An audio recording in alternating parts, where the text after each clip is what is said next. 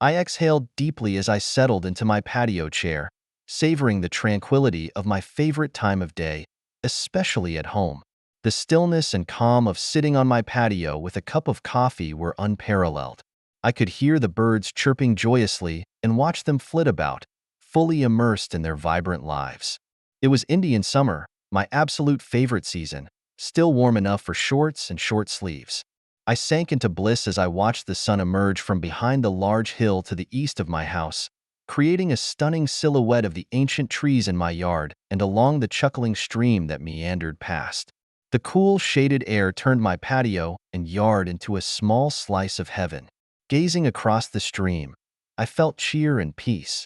My thoughts wandered back to better days, reminiscing about my childhood spent living, working, and playing on this very land. This farm, a family treasure for over a century, was deeply ingrained in my being, and I hoped it would remain with my family for generations after my time. I fondly recalled hours spent at the old swimming hole just beyond the corner of the yard. It had been a gathering spot for my friends, so bustling that my mother often joked she ran a daycare instead of a family home. Countless meals cooked on the built-in grill beside the swimming hole were later enjoyed at the nearby table. The number of kisses stolen while lounging on blankets alongside the stream still lingered sweetly in my memory. My mind drifted to Jane, my first true female friend, who would years later become my wife. As memories of her surfaced, a tear trickled down my cheek. My stomach knotted with anger, and my teeth clenched when my thoughts shifted from her to my best friend, Jimmy. The coffee I had been savoring turned acidic and sat sour in my gut. Back then, the three of us were inseparable. Jimmy and I competed for Jane's affection for years until I finally won, securing Jane and forming a solid couple. I sat in silence, tears streaming down my face, as memories washed over me. The vast emptiness of the large house and the 600-acre farm now felt overwhelming, despite my efforts to immerse myself in farming, investments, and other interests. They could not fill the void left by my family's abrupt departure. Once again, I questioned what I had done to deserve this as the painful memories swirled in my mind. A cloud obscured the sunlight filtering through the trees, and I felt the first chill of fall, a chill as deep and soul-crushing as the one inside me. Here I was, alone at 35, newly divorced with my children, Diana, 11, and Walter, 10, wrenched from me by an emotionless court. My ex-wife, once a friend, would things be different if I hadn't stayed in the reserves and been called up for the last Iraqi war? Did that lead to losing my family? Or would Jim have eventually won Jane over anyways? Over time, I knew Jane was growing more dissatisfied with her life, longing to be the wife of a more distinguished man, something I could never be. I thought our love would endure. I sighed and got up for another cup of my morning elixir, my special blend of coffee I brew daily, regardless of the weather. I knew dwelling on my problems wouldn't solve them, but what else could I do? I returned to my sanctuary and sat down again to gaze across the creek and over the south field. I watched my cattle graze on the lush grass as the morning fog rose off the creek, offering a small comfort. The gentle lowing of my animals and the sounds of neighboring tractors were soothing. The happy sound of the water rushing over the rocks before plunging into the deep swimming hole was a small solace here. As peaceful as I could be amidst my fresh agony, I tried to find some semblance of solace. I sighed, losing myself in memories of happier times. My parents in their loving and rambunctious ways, the laughter, parties, the joyous gatherings in this very backyard. Life had been so carefree as relatives and friends swam and played during warm summers. I could almost feel Jane behind me, but then realized I would never again experience her walking up, placing her hand on my shoulder, and bending to kiss me. Never again would I feel her slender body shuddering in ecstasy as we made love in this yard or our king-size bed. Damn it! Another tear rolled down my cheek. I needed to regain my composure. Happy memories seemed inseparable from this yard and home. I remembered the summer Jane first refused to skinny dip with Jim and me. That summer, we realized she was an intriguing and possibly exciting creature. We tormented her unmercifully back then. Romance wasn't in the cards initially, and as we grew up, both Jane and Jim began dating others. Sometimes Jane went out with me, sometimes with Jim, though none of us considered it dating at the time. Finally, the summer after graduating high school, I started dating my friend Jane. Initially, we spent time with our friends for fun and socializing, since neither of us had close companions. One day, while my parents were away, Jane came over for a swim. We played and dunked each other like we did in our younger days. As we wrestled in the water, her top accidentally came off. She gasped in surprise, and I found myself unable to look away. Eventually, I tore my gaze from her and met her eyes. Her face was flushed with embarrassment, yet there was an unfamiliar expression there. Slowly, we leaned towards each other and shared a gentle kiss. It's hard to say how long we stayed there, holding and kissing each other, but without a single word spoken, we both knew what we wanted. I led her out of the pool and into the house, pausing several times along the way for more kisses and caresses. What followed was an enchanting continuation of our newfound intimacy. The next time I saw her, I was hurt to learn she had recently confessed that Jimmy was her first boyfriend, and that relationship had ended a year ago when I got upset. She looked at me with surprise and said, "Bill, I'm not easy, but does it really matter if you weren't the first? Does it matter if there were two before you?" In that moment, I decided it didn't matter, but now I find myself questioning that decision. At the end of that summer, we both enrolled in the local junior college and became a couple. However, come summer, I felt the pull of my long-held dream to join the military and enlisted. I returned home as a surgeon after serving my time. During my absence, Jane stayed in college. I had tried to get her to promise to wait for me, but she merely smiled and lovingly said, "Oh, Bill, you know how much I love you. How could you think I would ever forget you?" For almost a year, I wrote to Jane, but then I received a letter where she confessed she had met someone else and wanted to date him. After that, I never heard from her again and lost contact. I later heard she had dated the guy she left me for, as well as a few others, but I didn't keep track. We were through, after all. On my second day back home, I saw Jane walking down the street. My heart skipped a beat when I recognized her. When I called her name, her face lit up with that familiar, wonderful smile. The whole day felt brighter as she chatted animatedly, occasionally touching my arm to emphasize her points. As I approached her, I noticed her left hand was ringless, and my heart soared. I invited her to the local cafe for coffee, thrilled when she agreed. We spent the entire afternoon catching up. She told me that the man she left me for lasted only 3 months.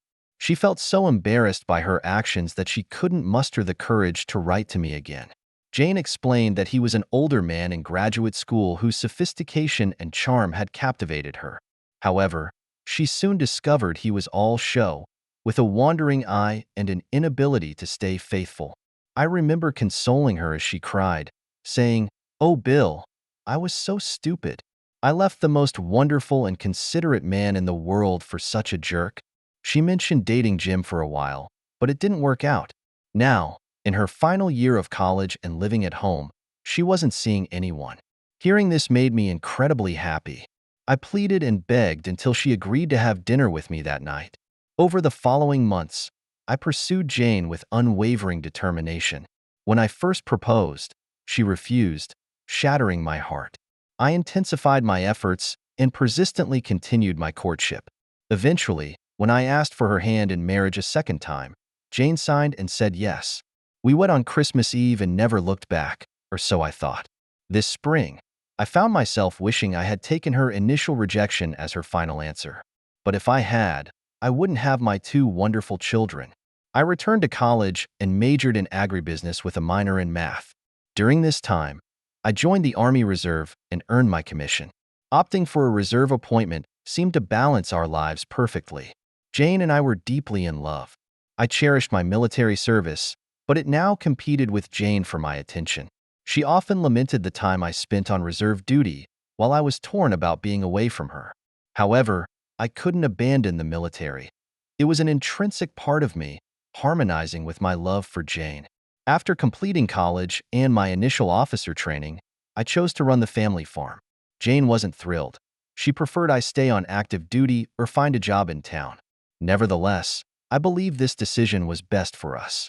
Soon after my return, Jane became pregnant with Diana. Walter followed a year later. I thought we were living the American dream. Then came the Second Gulf War, and my unit was deployed.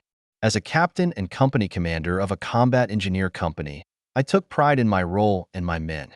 Jane, however, was heartbroken and begged me to avoid deployment. I vividly remember our last night together, her tears soaking my shirt as she clung to me in despair.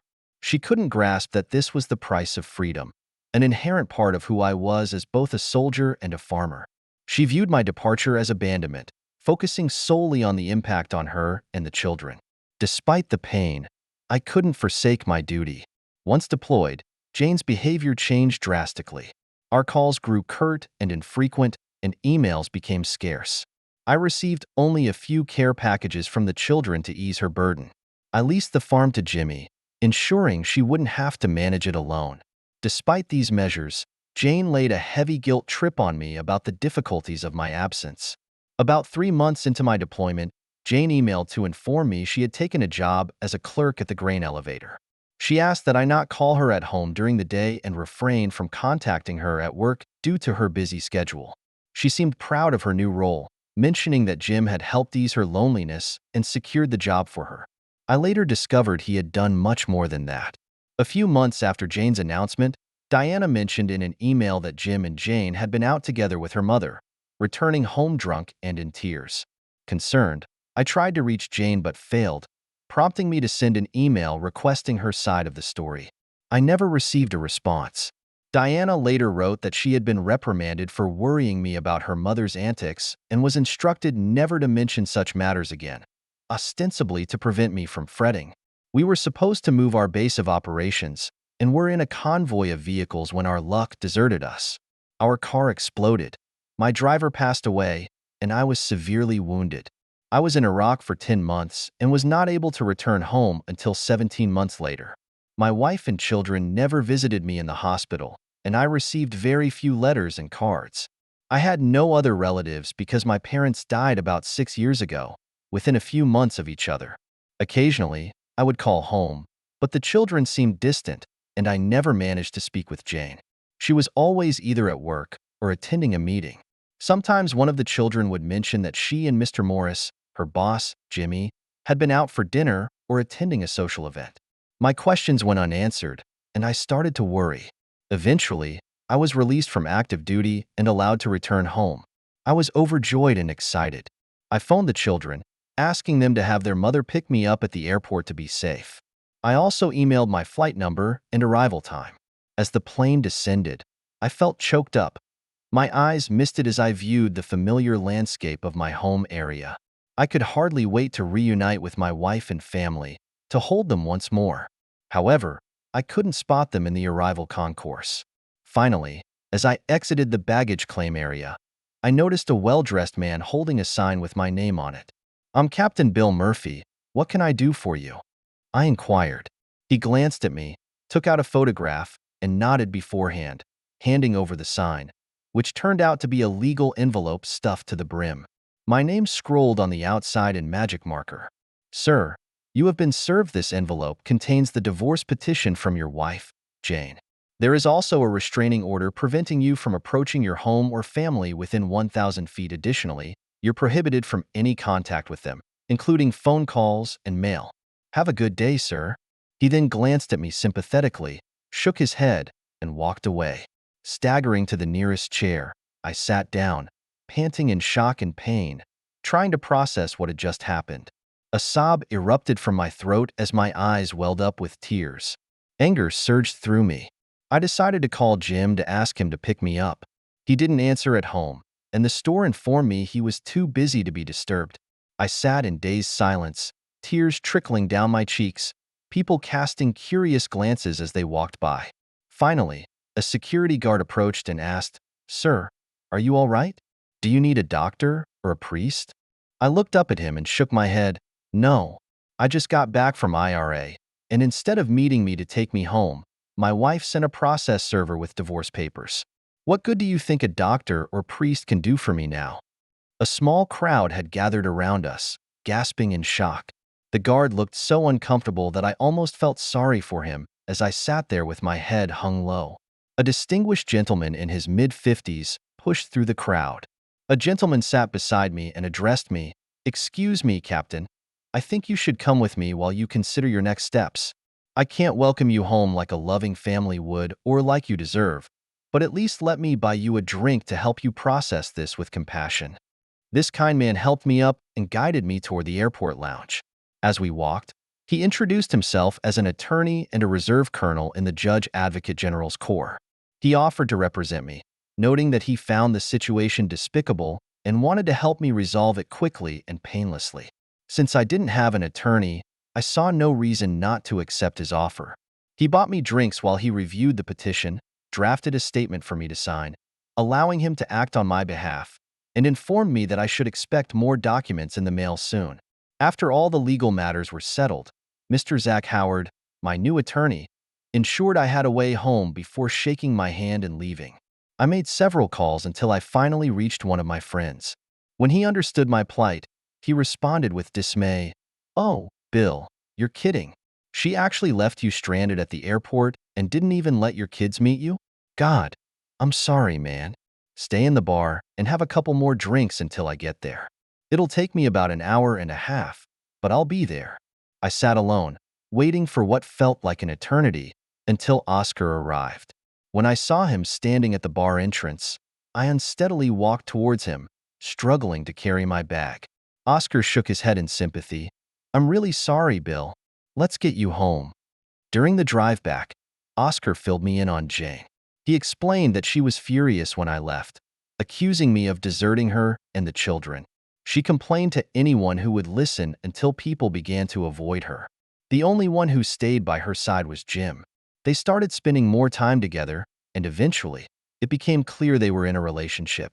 As word spread that Jane was involved with Jim, those who could afford it took their business elsewhere. Oscar and his wife, Joan, offered me a place to stay in town. Friends and neighbors visited frequently to catch up and share what had happened while I was away. However, most avoided talking about Jane, offering only brief comments before changing the subject. One day while I was in the bank, I turned around and saw Jane entering. I was stunned, especially when I noticed her very pregnant belly. Her face went pale, then flushed red, and she quickly fled the building upon seeing me. I stood there feeling like a fool, and then I noticed the eerie silence in the building. Almost everyone was staring at me. Following their lead, I turned and walked outside. As I stood beside my truck, I felt a hand on my back and heard a female voice ask, "Bill, are you okay?" Looking towards the voice, I saw one of my favorite high school teachers, Miss Price. She had kindled my love for mathematics and had spent countless hours helping me learn beyond the standard curriculum. I managed to smile and replied, "Yeah, I guess so, Miss Price. How are you doing?" She gave me a faint smile with a hint of concern and said, "Well, probably a little better than you are right now. The whole town is proud of you, and most of us are sorry for what you're going through.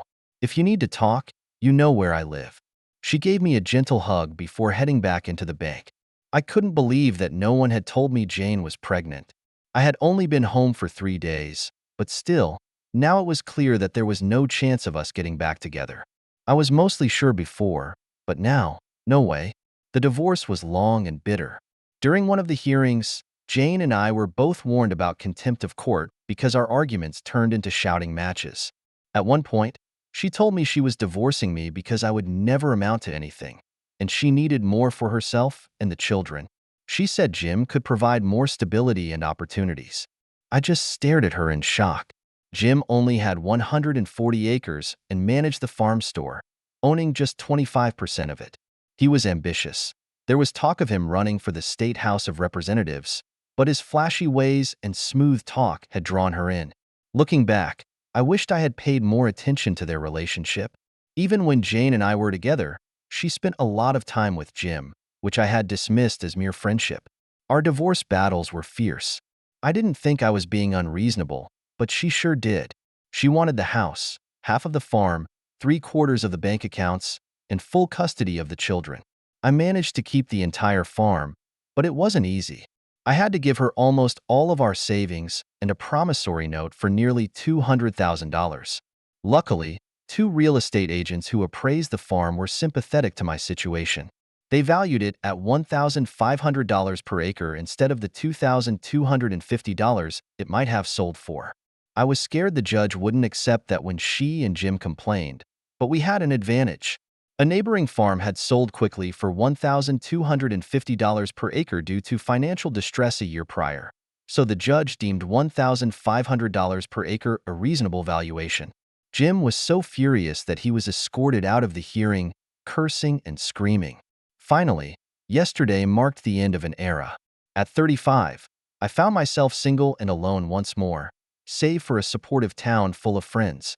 Jane had custody of the children, but I was granted unrestricted visitation rights, including one guaranteed weekend each month and 2 months in the summer. With a heavy sigh, I dragged myself out of bed to face the day, the first day of a new chapter in my life, one without the woman I had loved so deeply. I knew times would be tough, but I was confident I could weather this storm as I had survived Iraq and my injury. The question lingered. Would this hurt as much as those experiences? 2 weeks after our divorce was finalized, Jane married Jim, and they moved into his house, which sat on 140 acres.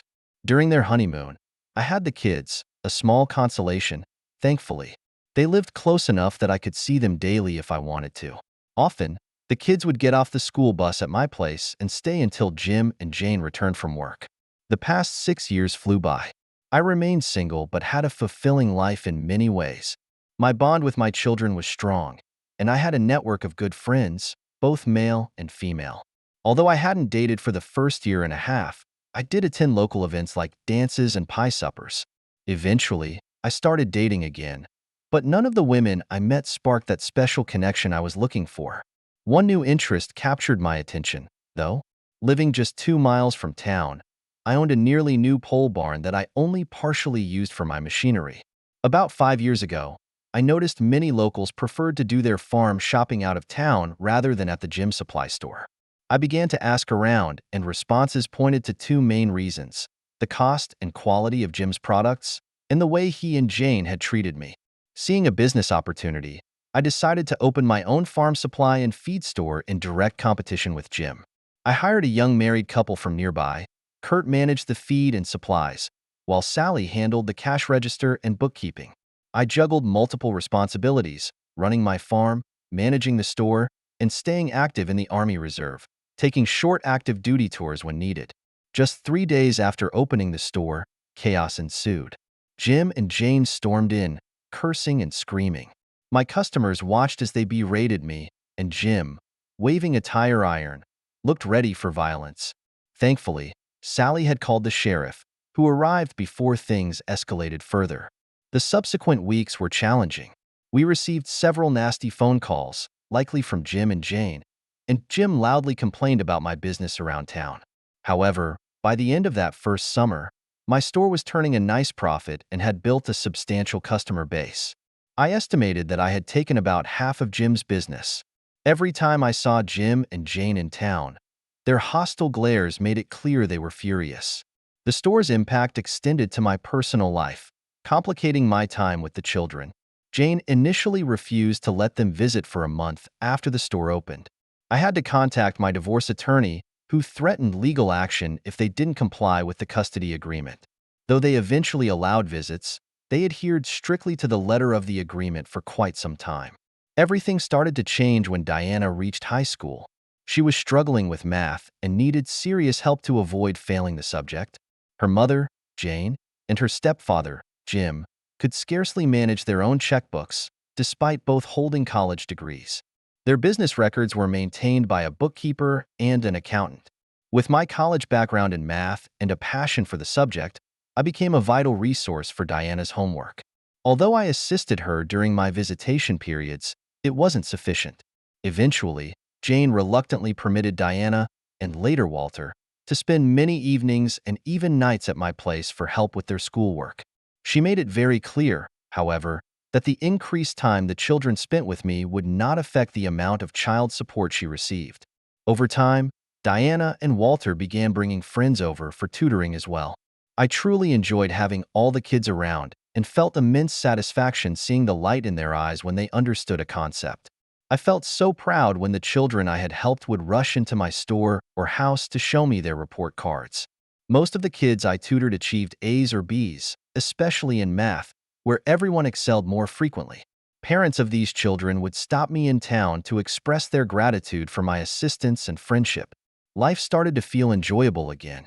In the fall, when Diana turned 17 and was a high school junior, and Walter was 16, a sophomore, they both seemed increasingly unhappy. They were spending more and more time at my house, ostensibly for help with schoolwork. I could tell they often understood the material already. In February, I finally insisted on knowing what was really going on. With a deep sigh, Diana looked at Walter and began to speak. Through her sniffles, "Daddy, when we're at Jim's place, we have to be quiet. We have to keep the entire house clean and do most of the cooking. Mama says we owe it to them because they work so hard at the store to give us a nice place to live. Whenever Jim and Mom want to go out, they just tell us to watch who Jim and Jane's son is and leave. We never know when they'll return. Sometimes they're gone overnight or even for days. We're confined to our rooms when Jim and Mom's city friends visit. It's like they're ashamed of us. They always go out to eat or attend parties, and we almost never get to go with them. When we're here with you, you don't make us do anything we can't manage. We laugh, tell jokes, watch TV, and sometimes you take us out to eat or just for fun. You let us have our friends over, and we can laugh as loudly as we want and listen to our music. Oh, Daddy, we never wanted to leave our home. We wish we could come back and live with you. We miss you and our home so much." After comforting the children, I helped them finish their homework and reluctantly sent them back to their mother. Once they left, I sat quietly and reflected on their situation and my own. I despised what had happened to my children and to my life.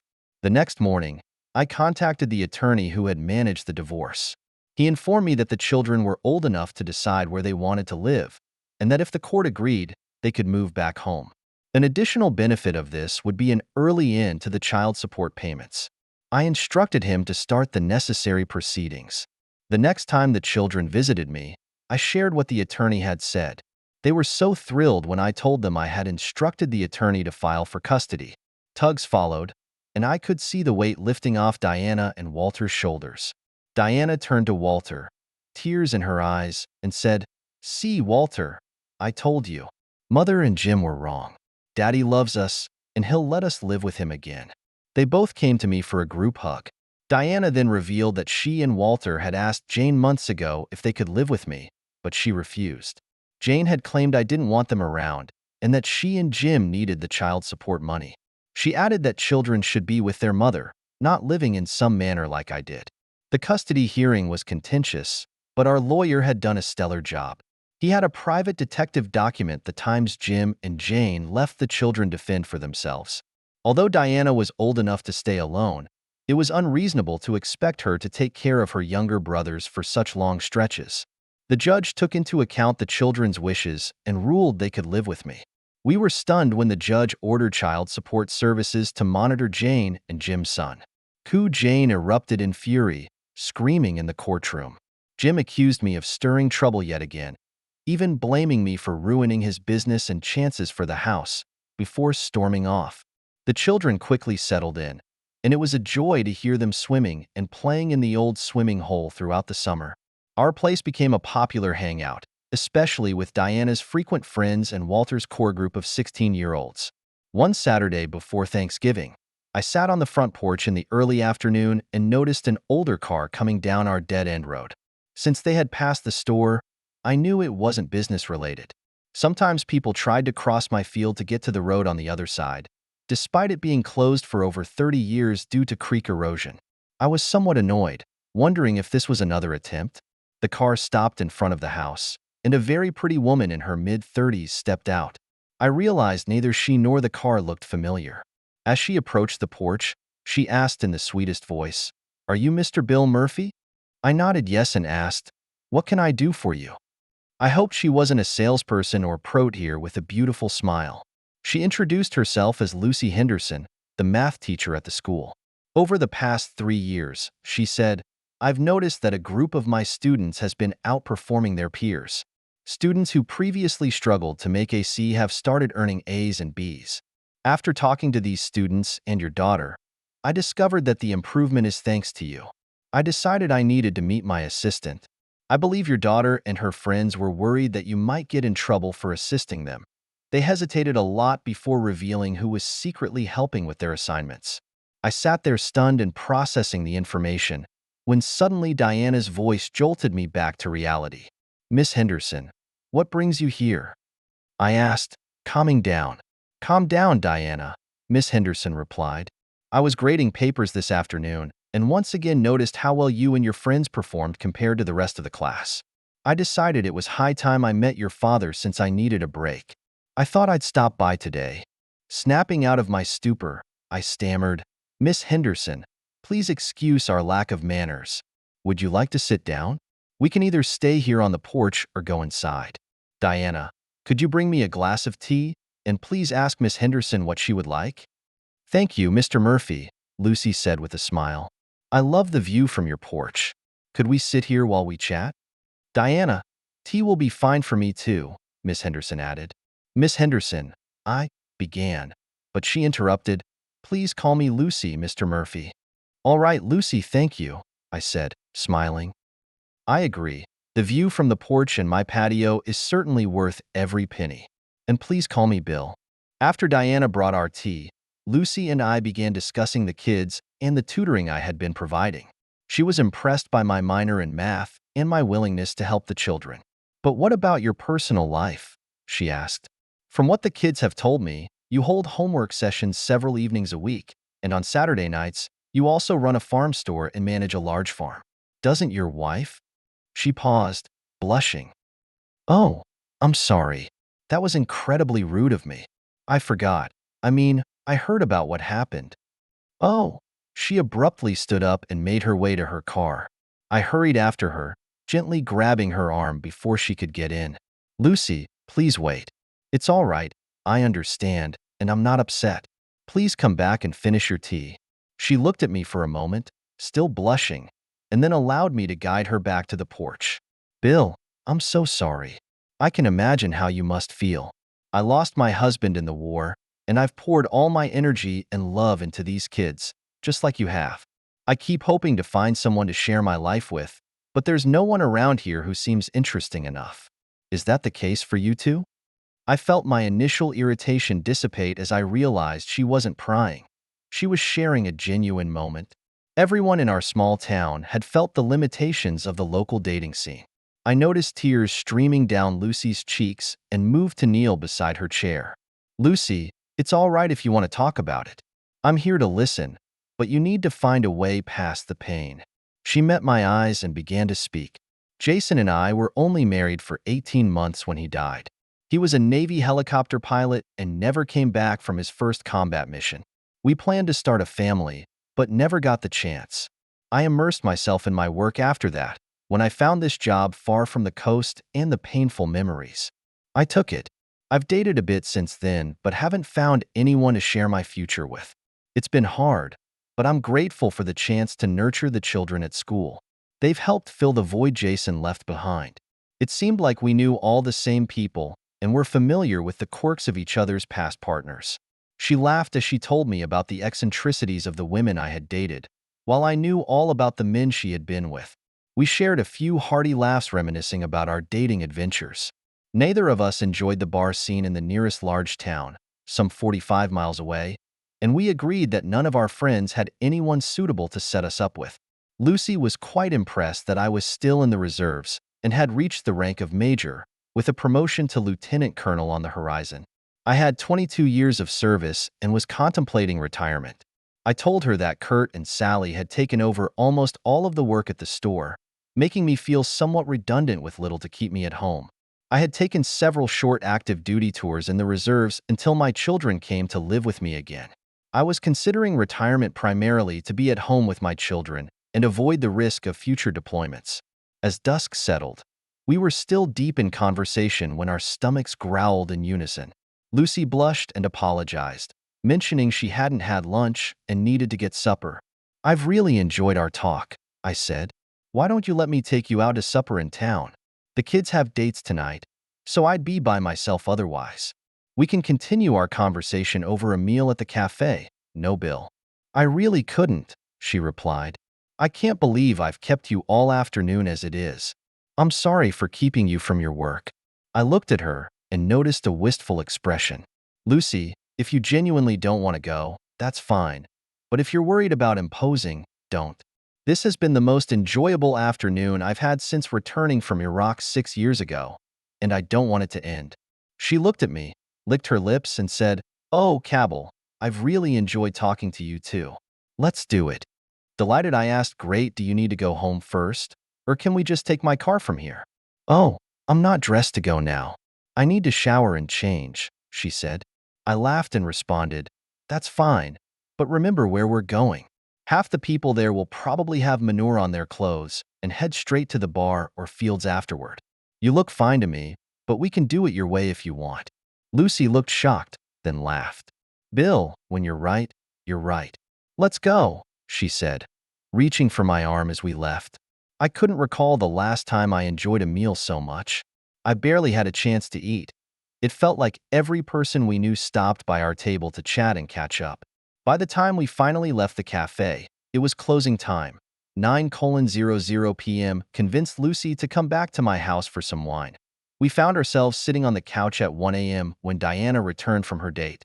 "Dad, Miss Henderson," Diana started, blushing furiously when she looked over at her date. "We didn't think you'd still be up." Realizing the implications of her words, Diana moaned, covered her mouth, and dashed to her room. I turned to Lucy, who appeared just as surprised, and then smiled at the young man standing there awkwardly. "Please excuse me," I said. "I need to speak with Diana for a moment. Why don't you both make yourselves comfortable?" When I knocked and entered Diana's room, she was in tears. She threw herself into my arms. "Oh, Daddy, I'm so sorry. I didn't mean to say that, and I'm so sorry I interrupted." I reassured her with a kiss, telling her it was all right, and brought her back to the family room. Diana, still blushing, looked at Lucy and said, "I'm sorry, Miss Henderson. I really didn't mean it the way it sounded. I was just surprised you were still here." Lucy smiled gently. "That's fine, Deanna. I knew what you meant, and it didn't bother me. I'm sorry we interrupted your time with On." Lucy then turned to me and said, "Bill, I really must go now. I don't know when I've had such a lovely time." I walked her to her car, and just as she was about to close the door, I held it open. "Lucy, can I call you? Could we do this again, please?" My heart leaped and my stomach fluttered when she smiled warmly and replied, "Oh, please. I'd like that so much." And that's how it all began. Lucy and I started dating and soon discovered we were soulmates, feeling a deep connection I never had with Jane, especially after she had become so bitter during and after our divorce. Over the months, I found myself increasingly captivated by Lucy. We loved dining out and attending local and school events together, and the world seemed brighter. Lucy was an exciting and sensuous woman. From Thanksgiving onwards, I spent every possible moment with Lucy, balancing time between her work and my responsibilities on the farm. On Valentine's Day, we enjoyed a lovely candlelit dinner. When we returned to my house that night, I finally discovered just how passionate Lucy could be. I had sensed her passion for months, but until that night, our intimacy had been limited to her wonderful kisses and a few touches over her clothes. The kids were out on dates, so I welcomed Lucy into my home. She wore a simple red silk dress that fit her like a second skin. The full skirt had a delightful swish as she walked, adding to her allure. We sat on the couch, sipping wine and staring into the fireplace. We kissed, and what followed was a night of pure magic. It was the first time Lucy had spent the entire night at my place, and it was also our first time sleeping in together. We were both mortified the next morning when we had to face my kids. In hindsight, it's amusing, but it certainly didn't feel that way at the time. I had gotten up early to make my morning coffee and was sitting on the patio when Lucy joined me with a cup in hand. She had found one of my old sweatshirts in the closet, which hung midway down her thighs. To my surprise, that was all she was wearing. We were on the porch swing, cuddling as we enjoyed the sunrise, each other's company, and our coffee. We were sharing gentle, loving kisses and were completely absorbed in the moment when we heard a gasp from behind us. "Oh, I didn't know. I'm sorry," came Diana's voice, followed by the sound of rapid footsteps and a door closing. I started to get up, but Lucy placed a hand on my arm. She gave me a quick kiss and said, "No, Bill, this is my fault, and I think I should handle this if you don't mind." Before I could respond, she was already heading inside. So, I stayed put, hoping everything would turn out okay. Lucy was gone for about 30 minutes, and I was beginning to worry when she returned to the patio with a fresh cup of coffee, still wearing my sweatshirt. She looked stunning. Close behind her was Diana, who wore an amused expression and a tiny smile. She bent down to give me a kiss on the cheek and whispered, "Good morning, Daddy." Lucy didn't leave until nearly 2 p.m. that day. Whatever she and Diana discussed that morning, they never told me, but I noticed a newfound ease between them. Their relationship changed, becoming more like friends with a hint of mother-daughter interaction. Whatever it was, I was pleased. I was even more touched when Diana came to me after Lucy left and said, "I'm so happy for both of you, Daddy." We both had a feeling we'd end up married ever since Valentine's Day. However, I waited until my annual Memorial Day cookout and party to officially propose to Lucy. She had stayed over the night before to help with the event preparations. That morning, before breakfast or starting on lunch, we sat together on the patio. I turned to Lucy and said, "Mel, you look like you belong here. Sharing my patio and home with you makes me feel complete. Watching the sun rise over the creek and burn off the fog together, you seem so happy and content. I can't imagine my life without you. Since you came into my life, I felt whole once again." Lucy gave me an anticipatory look, but then seemed a bit deflated when I didn't continue. She finally said, "Bill, I feel content and complete when I am with you. I love being anywhere with you, but I feel especially at home here." Noticing her eyes well up slightly, I smiled and replied, "Good. I'm so glad you feel that way." I felt a bit guilty as I stood up, kissed her gently on the lips, and said, "Shall we start the day?" Later that afternoon, just before serving the food, I gathered all my friends and asked Lucy to join me. I said, "You all know Lucy and how wonderful she is. I wanted to let you know that she is responsible for much of this wonderful meal. She brings sunshine and happiness today." This morning, I told her she looked like she belonged here, and that her presence made me feel complete. Lucy had seemed to expect more this morning, but I needed to verify her feelings one last time. Pulling her close, I could feel her tense up. I turned to her and said, "Lucy, I think I hurt your feelings this morning. I wanted to confirm your feelings before asking you in front of our friends to share the rest of our lives together. Lucy, will you marry me?" I looked directly into her eyes as I asked. A murmur went through the crowd as I pulled a ring from my pocket and held it out towards her. Her eyes filled with tears, and she whispered, "Yes, oh yes, Bill. I've dreamed of you asking me to marry you ever since Valentine's Day." One day, I found myself standing across from my daughter, who was by the church altar. My mind wandered through the labyrinthine paths of life, paying little attention to the activities around me. Suddenly, a murmur arose, and Mendelssohn's Wedding March began to play. The guests stood, and I turned toward the rear of the church. There, walking down the aisle on her father's arm, was Lucy, my love, my life, and my soon-to-be wife. It was as if my heart had found a new rhythm with Lucy at its center. Hard to believe it had been only 9 months since she drove into my yard and changed my life forever. The years have flown by since then. Diana finished college and got married, taking over the farm store with her husband a few years ago. Jim and Jane had to close their store due to lack of business, and I bought the buildings from the bank and relocated my store back into town. Sally struggled after Kurt's passing, and Walter is now a lieutenant in the Army, growing quite serious about a senior officer's daughter.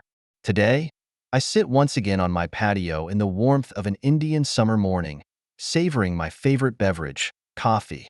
Laughter emanates from the kitchen, and I turn to see my daughter carrying my new grandson, Bill, through the door. She kneels beside me, presenting my first grandchild. As I gaze at his perfect little face and hands, a warm hand lands on my shoulder, and a face comes into view followed by a gentle kiss on my lips. A sudden chill runs through me as my mind drifts back to a memory I had long suppressed. Just for a moment, I remember Jane doing the same thing. Lucy, shocked by my brief recoil, relaxes when I pull her closer for a proper kiss. When we part, her questioning eyes meet mine. "Honey, when you did that, it reminded me of when Jane and I were first married. She used to place her hand on my shoulder and lean over for a kiss, just like you did. I often sat here wondering if anyone would ever do that for me again. I'm so So happy now that I can say yes. I have someone to do that for me once more, and it is so much better now. Tears well up in Lucy's eyes, and I hear Diana quietly crying. She lays a hand on my knee and says, "Oh, Daddy, I know Mother hurt you so much, but I am so happy for you now. Life is truly good again,